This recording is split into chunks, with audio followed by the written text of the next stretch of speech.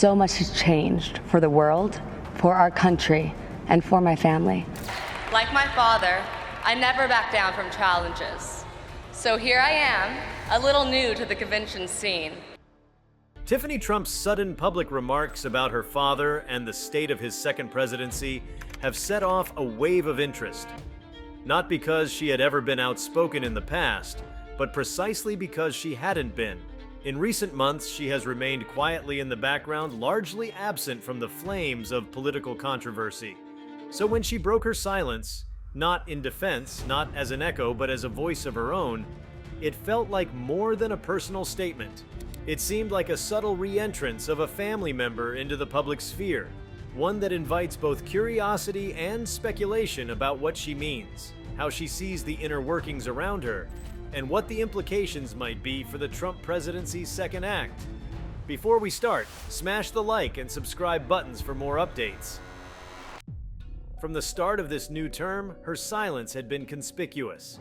As her father resumed the White House role, non-consecutively, the presidency already bore the weight of expectations, controversies, and the question of continuity. Many observers expected at least some familial involvement in the public narrative, particularly from those in his inner circle. But Tiffany, whose public profile has always been more reserved than her siblings, held back. There was something intentional about that silence, as though she was allowing the public moment to unfold without immediate commentary from every corner of the Trump clan. That silence carried its own message: distance, discretion, perhaps a choice to avoid amplifying every storm that surrounds the presidency. When she finally spoke, the timing mattered. The early months of a presidential term are laden with signaling. Which issues will dominate? Which personnel choices will be scrutinized?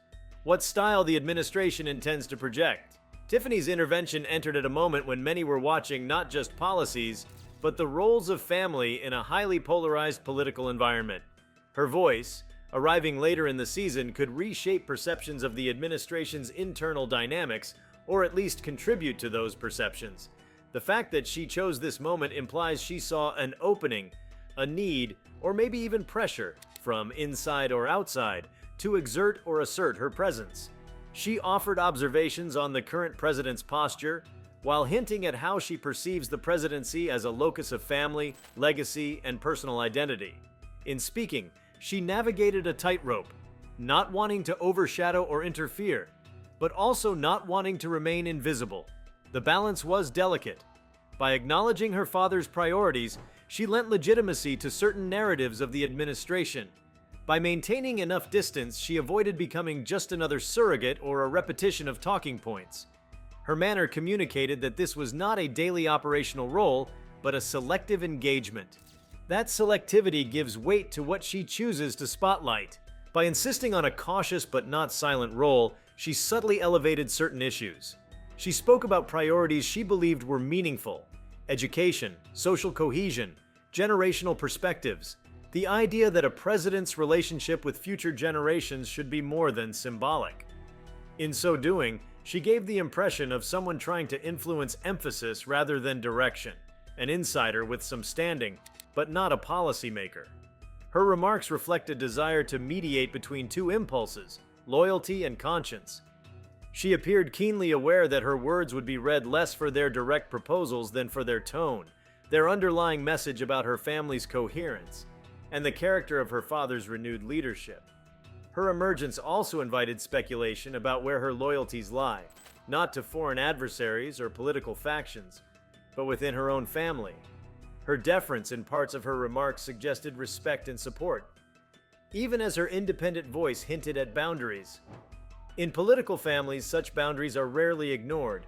Her presence forces a recalibration of how insiders and commentators view the Trump inner circle. She can no longer be written off as passive. She now has some modest claim to influence on perception, if not policy. The implications of her voice in the early months are multifold. First, it enhances the sense that the Trump presidency is more family-driven than most. Critics and allies alike often speak of the Trumps as a political dynasty, and Tiffany's statements contribute to that narrative. Even if she has no formal office, the mere act of speaking and being paid attention to reinforces the idea that the presidency is in some sense a familial enterprise. with its own brand, loyalties, reputations, and legacies. Her involvement suggests that family matters in the orbit of power, not just as background noise, but as potentially shaping public impressions. Second, by stepping in now, she may influence how media and analysts frame the early presidency. Observers will start monitoring whether she appears again, whether her voice becomes more frequent, or whether she retreats once more. Her presence changes the rhetorical field. It becomes harder to treat the presidency as detached from the family narrative. Media outlets will be more inclined to ask whether her views represent a faction, or whether she's a stabilizing voice, or perhaps a proxy for checking or balancing other influences. She subtly entered the game of shaping discourse. Third, her speech hints at internal alignment or distance. It's a window, however small, into how the Trump household is coalescing or diverging around priorities in this term. The public rarely sees the negotiations over emphasis that occur behind closed doors.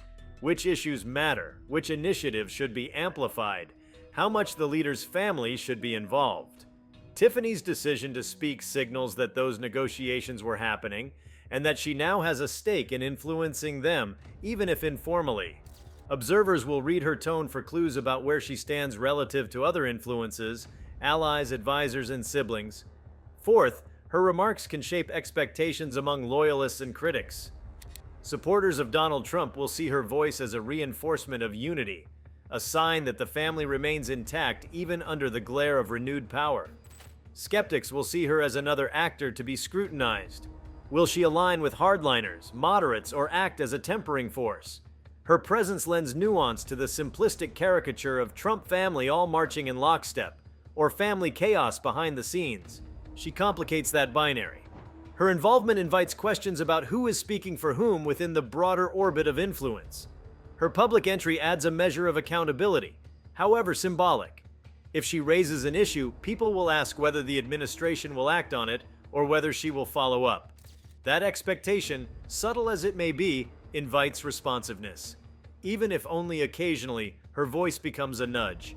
She can highlight things she believes merit attention, forcing them into the conversation in a way that private advice cannot. She may not command staff briefings or memos, but in the public sphere, her voice has traction. In some ways, she becomes a moral witness to her father's term.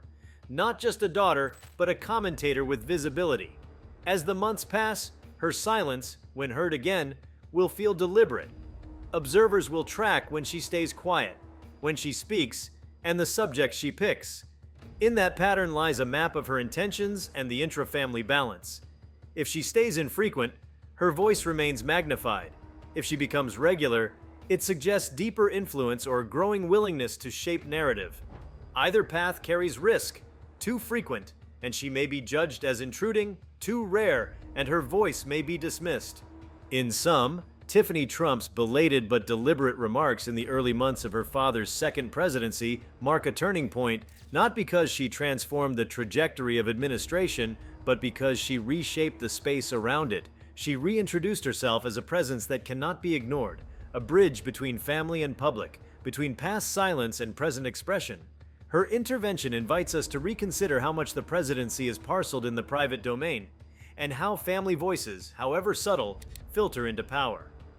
The questions now are when she will speak next, on what, and whether her voice becomes a stabilizing echo, a corrective force, or simply one more filter of influence in a term that already promises to be contested. Her remarks rippled across news cycles as commentators and casual observers alike paused to reassess what they thought they knew about the Trump family's internal dynamics. Until that moment, Tiffany had moved largely in the margins, attending ceremonial events, accompanying philanthropic ventures, and occasionally appearing in supportive photographs. Her public appearances were precise and controlled, but they rarely ventured into the political terrain that dominates Washington discourse. That trajectory changed now. Her decision to participate had the weight of intention behind it, but also the ambiguity of motive. Was she positioning herself for a future role, signaling willingness to serve as a liaison, or simply asserting that her vantage deserved recognition? The silence she broke loomed larger than her words themselves. In the weeks following her intervention, political analysts probed for clues. They examined every inflection in her tone, every omission and emphasis. Some speculated she might serve as a moderating influence from the wings, gently nudging priorities toward broader consensus. Others cautioned that her presence might create friction, internal competition for influence that could complicate decision-making. In administrations that involve family voices, the lines between support and sovereignty blur.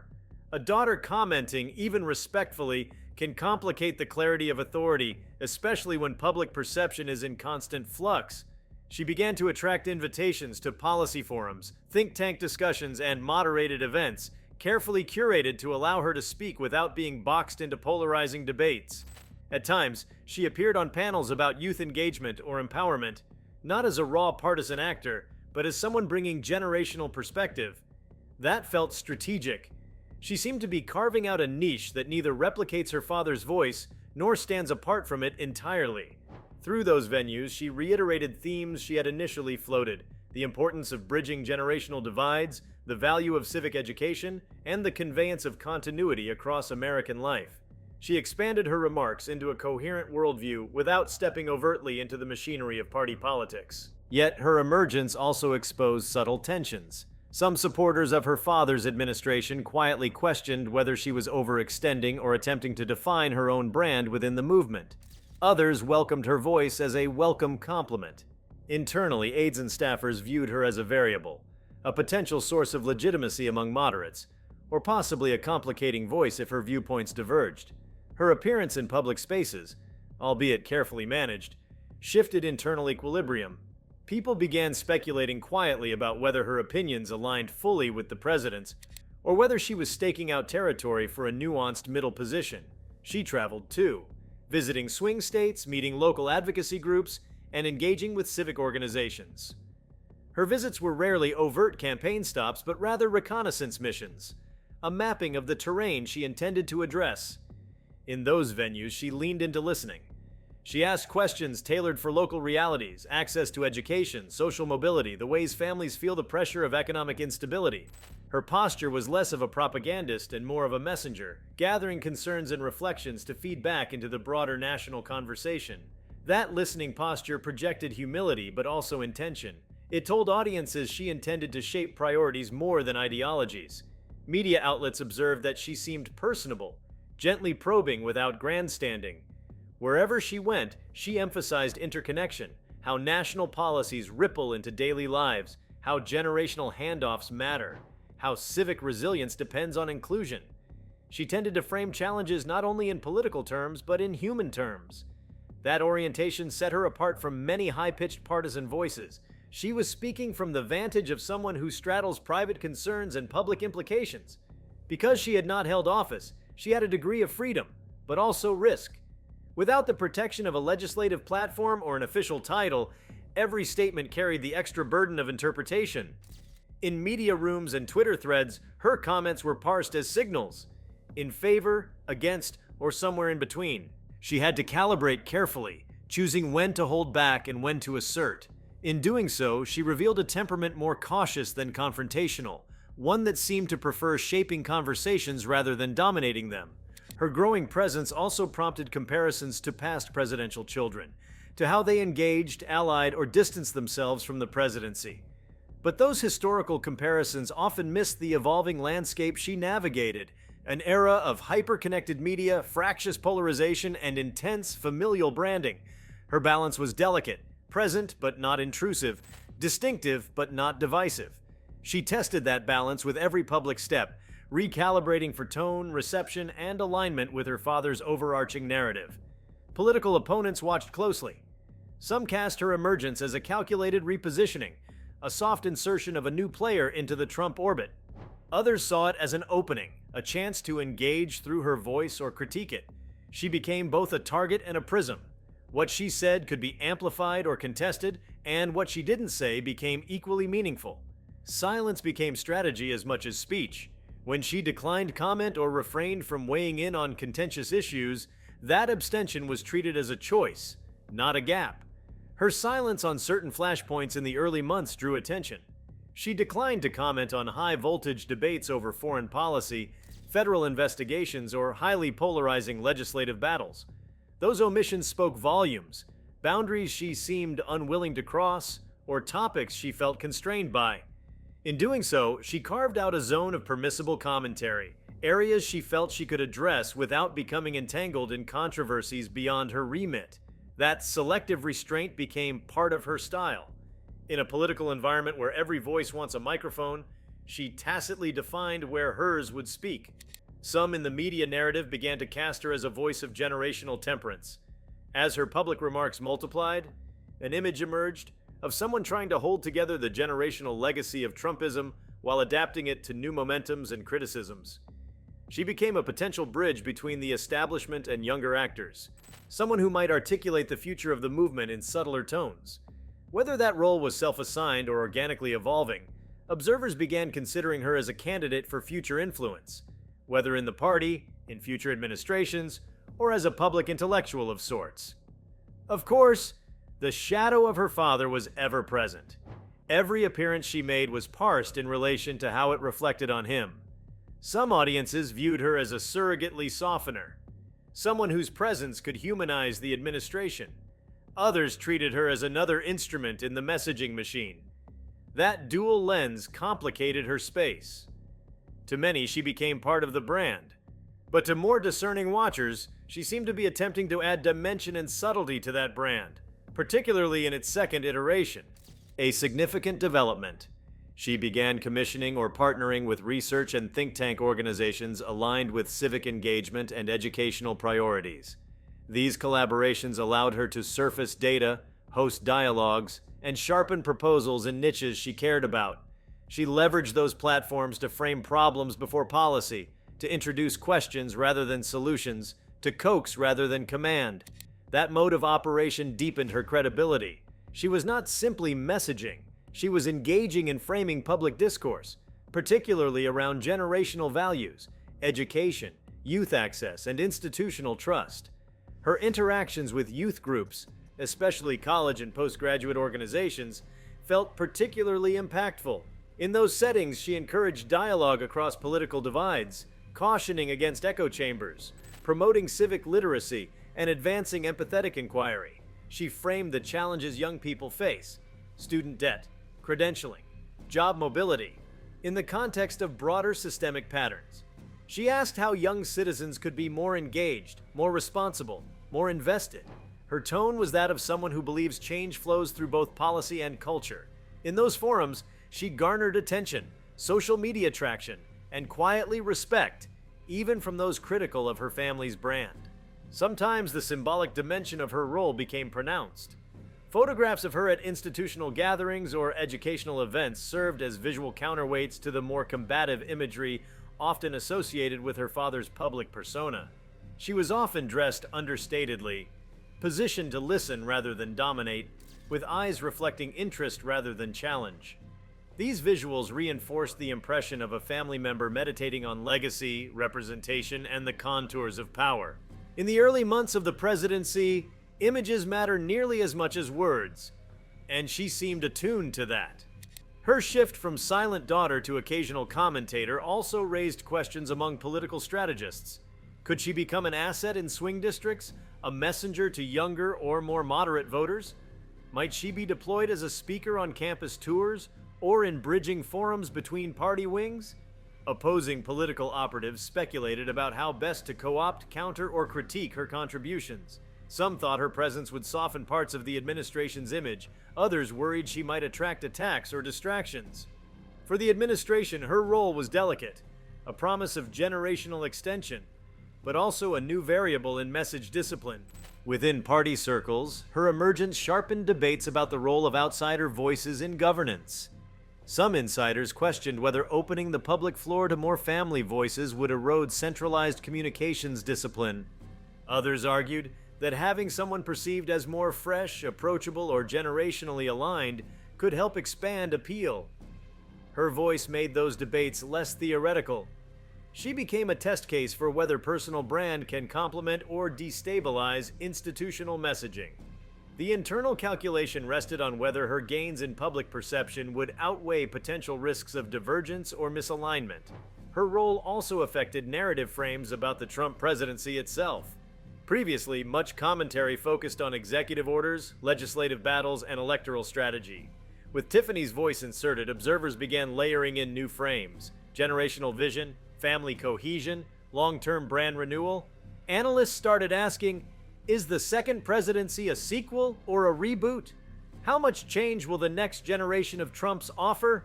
Her presence anchored that question in reality. She embodied a future orientation, not as an abstraction, but as someone within the orbit of influence.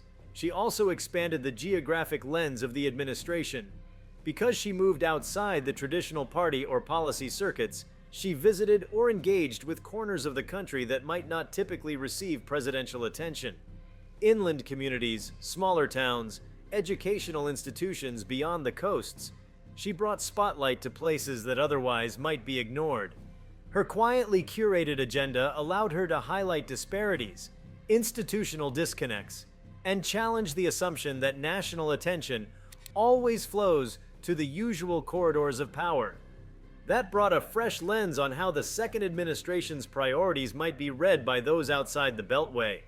Because she is not a sitting official, her interactions sometimes crossed more freely into civil society. She met with non-profit leaders, educational reformers, classroom teachers, cultural institutions. In those audiences, she was less constrained by the need to toe party lines. That space allowed for more exploratory conversation. She asked, listened, and quoted anecdotes, though not raw policy prescriptions about what people felt. In that mode, she functioned as a bridge between formal power and lived experience. Those conversations elaborated her sense of what the presidency must not ignore: the texture of community, aspiration, frustration, and unmet promise. As she settled into this new rhythm, she sometimes encountered friction. On occasion, local or state officials took issue with implicit critiques she voiced, or perceived attention she drew. Some interpretive media pieces suggested she had overreached or encroached. She rarely responded directly to those critiques. Instead, she adapted, recalibrating where she spoke and how. She seemed aware that influence is as much managed invisibility as presence. She could afford to withdraw sometimes, letting silence speak as loudly as her statements. Her dynamic also shifted private relationships and influence structures. Behind the scenes, she likely participates in conversation, even if verbally minimal, about priority setting. Her visibility could bolster the weight of her ideas in internal memos, private strategy sessions, or family council. Even her presence at key gatherings would alter who is listening, which frames gain traction, and which issues resurface. Over time, the border between private counsel and public pronouncement becomes more porous. Her public voice magnifies her private one. As midterm elections drew nearer, observers wondered whether she might play a more overt role in campaigning. However, so far she maintained distance from formal endorsements or partisan attacks. Her public posture remained elevated but cautious. She seemed to prefer softly shaping the intellectual climate over wading into electoral trenches. That restraint preserved space for future choice. She could be a proxy speaker, a convener, or a narrator of the administration's ethos.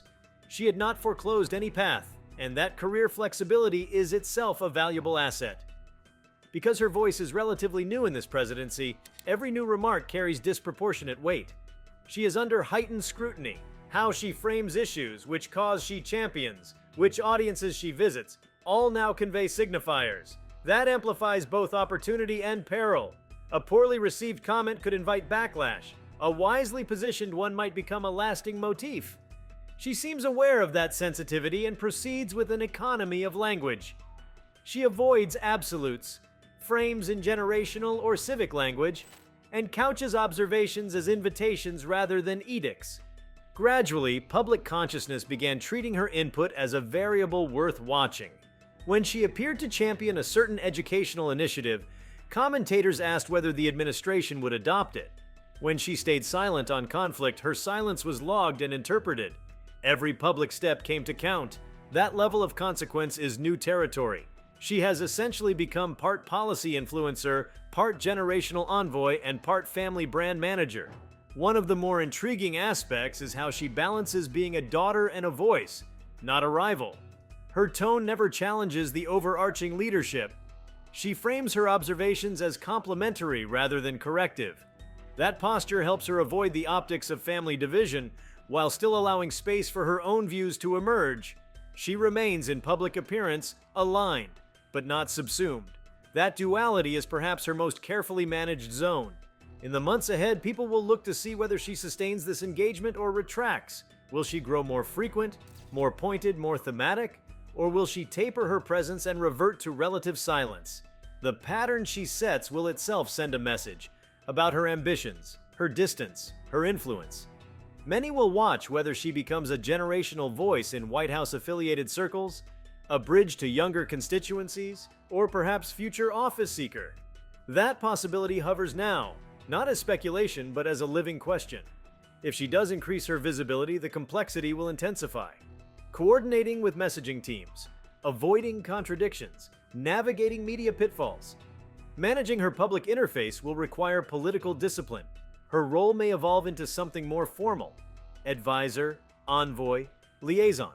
But with that elevation come greater constraints. She would begin operating under a spotlight that tolerates fewer nuances. Whether she wants that path or not, her early posture keeps more doors open. Already, her calculated emergence has altered how people imagine the Trump presidency's arc. She multiplies the lenses through which it is viewed. The presidency is not only the person who resides in the Oval Office, but the family orbit, the generational continuity, the brand narrative, and the interplay of voices. Tiffany's presence makes that expansion more visible, less speculative. She is in effect redefining what it means to be part of, but not trapped by, a presidential family.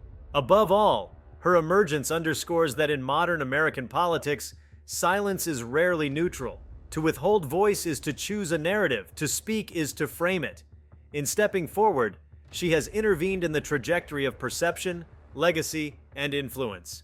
The early months of this presidency will now be read not only through executive actions and legislative fights, but through her entry into public discourse. Her voice may grow quieter or louder, but it has already changed the tone. And in that alteration lies her mark on this second term. Not as a central actor, but as a shading presence, molding how the presidency is seen, how the family is heard, and how the future might unfold. Her gradual transformation from peripheral figure to influential presence has become a quiet study in political adaptation. What began as a single, well-timed public statement has evolved into an extended performance of restraint and precision. Tiffany Trump has learned to operate within a space that is both intimate and public, at once defined by her father's presidency and distinct from it. In these months, her actions reveal an understanding that politics today is not merely about policy or speeches, it is about tone, symbolism, and the architecture of perception. By leaning into that awareness, she has begun to construct an image that stands at the intersection of familial loyalty and personal identity, a balancing act requiring unusual discipline. The setting of her engagements has been carefully chosen. Instead of Washington's grand halls or overtly political rallies, she gravitates toward universities, civic forums, cultural institutions, and digital dialogues. These are spaces where politics softens into conversation and where the presidency can be reframed as part of a social ecosystem rather than a distant authority. By appearing in such environments, she humanizes a second administration often cast in terms of dominance and division. She translates the abstract into the tangible, situating the national within the local. Each appearance signals that she wants to be seen not as a symbol of power, but as a participant in dialogue. Her demeanor during these interactions reinforces that message. Observers describe her as deliberate, reflective, and unhurried, a stark contrast to the combative tempo of the political stage. She allows pauses in conversation, listens more than she speaks, and acknowledges uncertainty without embarrassment. That quality of vulnerability, rare in a political dynasty, adds an element of credibility. It suggests that she does not come to dictate truth, but to seek understanding. It also hints at her awareness of her own complicated place in the national imagination, both beneficiary and bystander, insider and observer. In this duality, she finds room to maneuver, turning what could be a limitation into an advantage. Her engagement with digital media further demonstrates her instinct for subtle influence. Rather than daily commentary or reactive posts, she curates long-form reflections, photographs, and brief notes that convey values rather than slogans. These fragments of expression are personal yet measured, revealing glimpses of perspective without the emotional volatility that often drives social media politics. The effect is a form of controlled intimacy, an invitation to witness thought rather than impulse. In an age where immediacy often erodes credibility, her slower rhythm feels intentional, even strategic. It allows her to appear above the fray while remaining unmistakably visible within it. Gradually, this consistency has shaped her reputation into something unexpected, a figure of restraint within a world that prizes reaction. While her father's administration thrives on momentum, confrontation, and narrative dominance, Tiffany's brand develops through patience and poise. That contrast creates balance. To the public, she becomes a quiet counterweight, a representation of steadiness amid turbulence. To supporters, she embodies loyalty. To critics, she offers a rare space for conversation untainted by aggression. Whether she intends it or not, she becomes a moderating symbol of the presidency itself, a reminder that influence can also be exercised through grace. Her approach also deepens the moral texture of the administration's story. Every presidency, beyond its policies, constructs a moral portrait, how it justifies its power, what values it projects, and how it navigates contradiction. Tiffany's interventions layer new hues into that portrait. Her emphasis on empathy, civic duty, and generational continuity extends the frame of interpretation. It becomes harder to define the administration solely by its political maneuvers when one of its most visible figures invokes human connectedness and long-term reflection. Through her, the language of politics bends slightly toward introspection, and that subtle shift carries immense symbolic power. If you like this video, please give it a like and subscribe to our channel. Also, leave your comments below and tell us, what are your thoughts on Tiffany Trump finally speaking about Donald Trump's second term? We want to hear from you. Thank you for watching, and see you next time.